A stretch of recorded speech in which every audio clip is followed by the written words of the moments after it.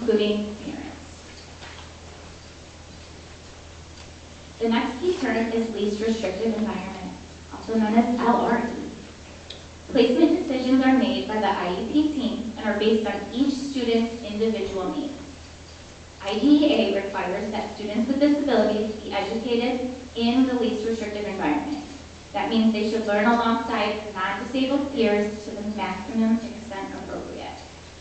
This slide here is from MDE, and it shows the continuum of placement from full inclusion at the bottom, full inclusion in general education, to more restrictive settings like center-based programs or homebound settings. As placements become more restrictive, we expect to see fewer students needing those services. However, for some students with more significant or complex needs, a more restrictive placement may be most appropriate and supported by their LRE. It's not about one setting being better than the other, it's about matching the setting to what the students truly need to access their education. The federal goal is that at least 80% of our students with IEPs are educated in general education classrooms at least 80% of their school day. So at those bottom tiers of this triangle. Research shows that inclusive practices, when implemented well, lead to stronger academic, social, and long-term outcomes for both students with disabilities and their non-disabled peers. Here's our district continuum. We offer a full continuum of services in Oxford. We have general education services with supports in the classroom. We offer inclusion and co-teaching models, which offers specialized supports within the general education classroom. We have those related services that can be provided in classrooms or with pull-out services. Our resource rooms offer more pull-out intervention where we're working on specific skill deficits with our students in order to close those achievement gaps. In our district, we have several categorical classrooms. This is where a student may spend more of their day in their specialized classroom and have more adult support or increased specialized support. At our elementary level, we have classrooms for autism spectrum disorder, cognitive impairment, and emotional impairment. At our middle school, we have autism spectrum disorder classrooms and CI classrooms. At the high school, we have CI, or cognitive impairment classrooms. If we don't have a specific program that a student requires, we may enter into a cooperative agreement with a neighboring district who does have that program. So that number there represents how many students right now. We have a cooperative agreement with other districts. And then for students, again, requiring that most restrictive and specialized support, we go through the county, and those students attend our center-based programs throughout the county. We have 9 students right now served by various other districts. This range of options allows us to meet the needs of all students residing and enrolled in Oxford.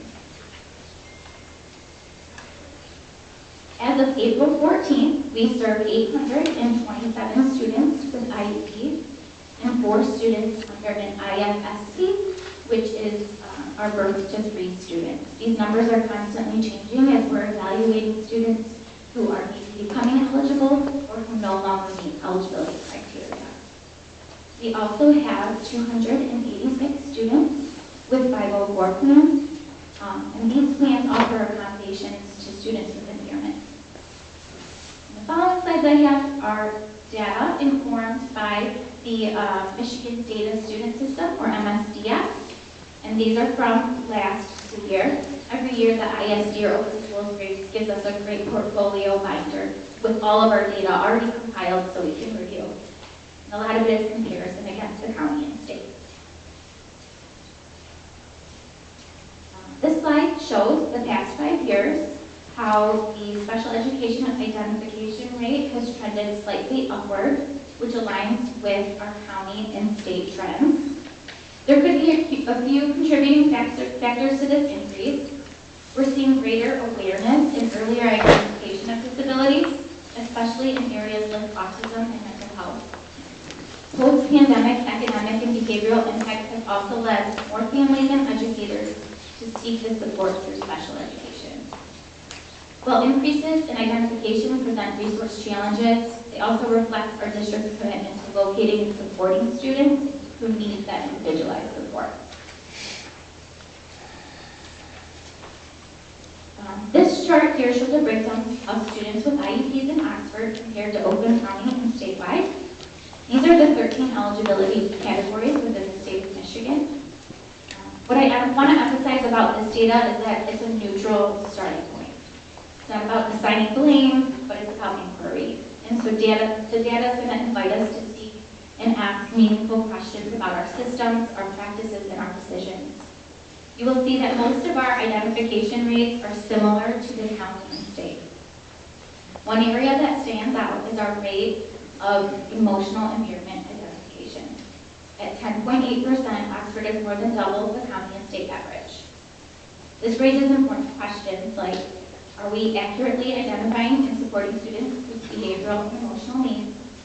Could some of these students be better supported through general education intervention before reaching special education eligibility?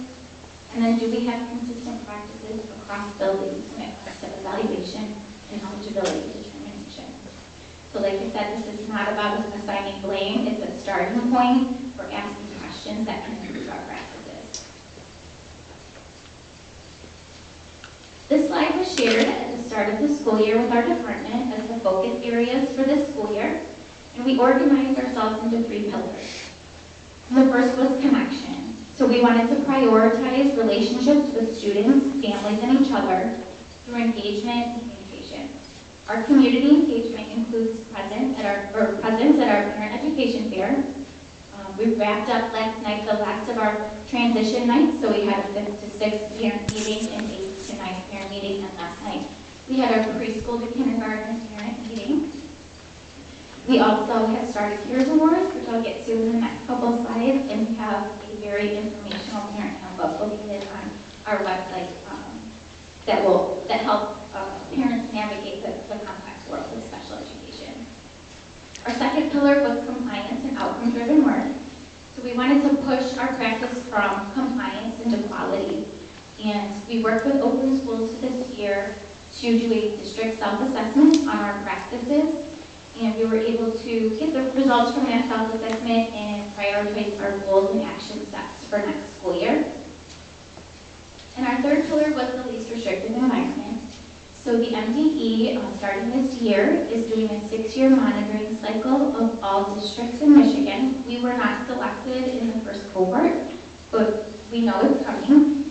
So the MDE will start looking at our practices and procedures for how we make decisions on moving students along that continuum of more restrictive placement. So we worked really hard on the development of an LRE guidance document, and this was our first year with its implementation, and so we're working through some of the challenges with that, but we are gearing up for that audit, and we're confident that we're going to be able to have good practices and procedures in place. Our Parent Advisory Committee is required under Michigan law and plays a key role in advising our special education programming. Each district nominates 2 representatives who serve 2-year terms. They attend evening meetings with the ISD PAC, and I meet with them regularly for updates and planning.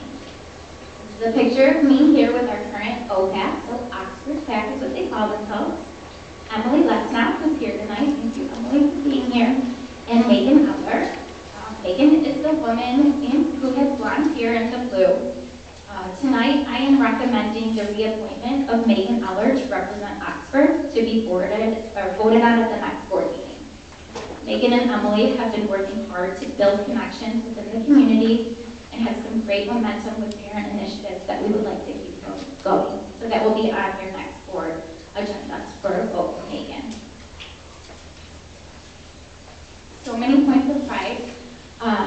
This year we've added and spread out our elementary categorical classrooms, and so we have 3 now at the elementary level, 3 autism spectrum disorder classrooms across the district at the elementary level. And April is Autism for Neurodiversity Awareness Month. So what I was so proud of is every school presentation has mentioned the ASA classroom as a point of pride for them. This week we have spirit days, penny wars, all things students are doing to recognize our students with autism and celebrate them. Right here you'll see a picture of our adult transition program called LOCK. They'll be presenting in a few minutes here, field trip request. But they have their own catering business and they are famous at Oakland Schools. They're providing a lot of the lunches there for various conferences. So that's them at Oakland Schools. Here we have our paraprofessionals with the bubbles. So I'm so proud that we were able to bring in some Oakland Schools training with our paraprofessionals this year focused on behavior and communication. And I'm also very proud of the finalization of our para handbook. It did go through HR and then it went through our OSPA president just to make sure it was ready to go and present to paras. So moving forward, when a paraprofessional is hired, we will have a manual handbook for them to better equip them for working with students. Mr. Bigelow touched on this at his presentation, but this was the first year we had a unified sports team. So we had a basketball team at the high school, and this is where our students with disabilities play basketball alongside links for non-disabled peers. So that was really neat, and in the 14 years I've been in district, we've never had anything like that. So that's a huge celebration. And then that top picture is last year at our Peers Awards, which I'm going to plug right now. Last year we started in partnership with my OPAC. We started the first annual Peers Award. So it's a way to acknowledge our staff who work with our students with disabilities. It's a way to acknowledge our non-disabled students who serve as role models and support our students with disabilities, and also acknowledge our students with disabilities who show compassion and support for others. So nominations we're taking nominations through April 30th, and then on May 20th, we will go back to Seymour Lake Park where we will recognize our nominees. That was quick and efficient, and do you have any questions?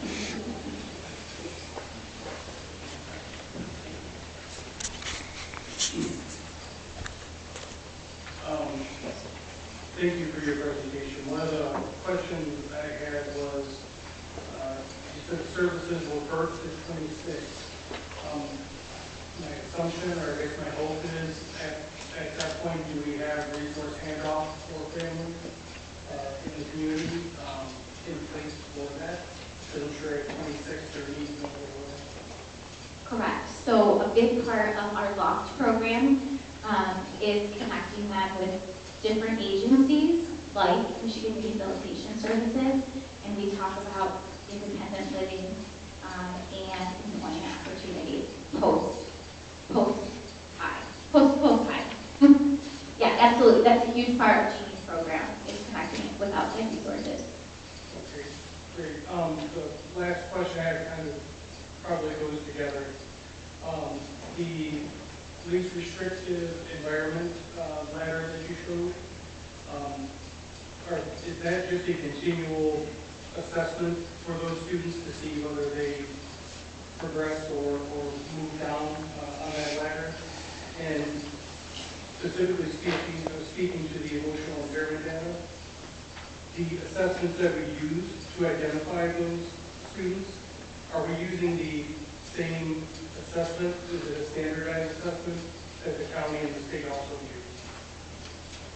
So the first question, when we're talking about LRE, and this is outlined in that new guidance document, it's important that the team keeps coming back to the table to see what adjustments we can make to the IEP to maintain the student in the least restrictive environment. So we created a problem-solving worksheet. So if a student, we're seeing that a student is not making progress in their current setting, we're always coming back to the team with the parent and talking about what changes can we make to the IEP, what changes can we make to the behavior plan to keep the student in this environment. And we do that several times before the team makes the decision to maybe move to a more restrictive placement. So I think it's important that we capture that process, that it isn't the student is not making progress or is exhibiting X, Y, and Z, and we're jumping